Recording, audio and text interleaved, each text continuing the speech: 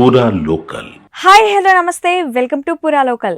దక్షిణ అయోధ్యగా పేరుగాంచిన భద్రాచలం శ్రీ సీతారామచంద్ర స్వామి వారి దేవస్థానం నందు శ్రీరామనవమి తిరుకల్యాణ బ్రహ్మోత్సవాలు అంగరంగ వైభవంగా ప్రారంభం అవుతున్నాయి.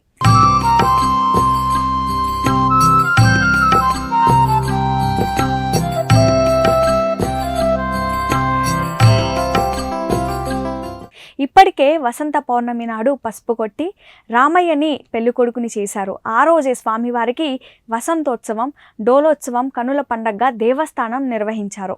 ఇక సీతారాముల కళ్యాణానికి సంబంధించిన ఏర్పాట్లు రామాలయం నందు ముమ్మరంగా ప్రారంభమయ్యాయి.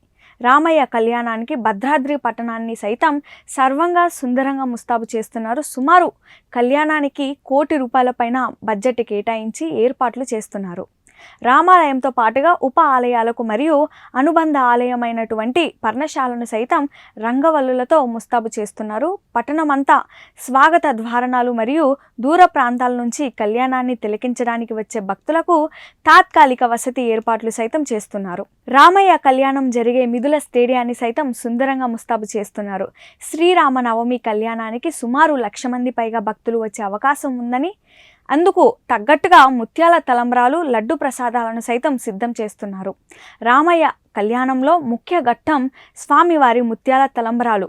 భద్రాచలం కళ్యాణానికి హాజరయ్యే ప్రతి ఒక్కరూ ముత్యాల తలంబ్రాలు తమ వెంట తీసుకువెళ్ళడానికి అధిక ప్రాధాన్యం ఇస్తారు. ఒకప్పుడు దేవసేన ఆధ్వర్యంలో మాత్రమే ఈ ముత్యాల తలంబ్రాలు ఏర్పాటు చేసేవారు. అయితే క్రమక్రమంగా భక్తులు సైతం తమ వంతుగా భక్తి శ్రద్ధలతో వడ్లను పండించి వాటిని గోటితో వలిచి గూటి తలంబ్రాలుగా ప్రాచుర్యం పొందిన తలంబ్రాలను ఉభయ తెలుగు రాష్ట్రాలలో వివిధ ప్రాంతాల నుంచి కాలినడకన భద్రాచలానికి చేరుకొని స్వామివారికి తలంబ్రాలను అర్పించి తమ భక్తిని చాటుకుంటున్నారు. వందల కిలోమీటర్ల నుంచి మండు వేసవిలో సైతం భక్తులు కాలినడకన భద్రాచలం చేరుకుంటున్నారు.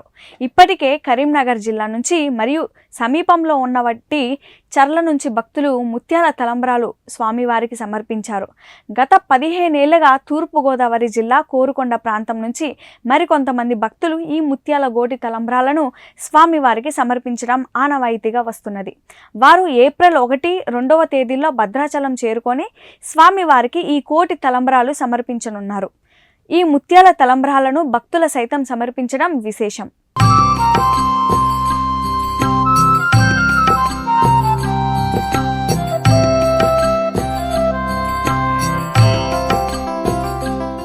ఇవి ఇప్పటి వరకున్న అప్డేట్స్. మరిన్ని అప్డేట్స్ కోసం చూస్తూనే ఉండండి పూరా లోకల్.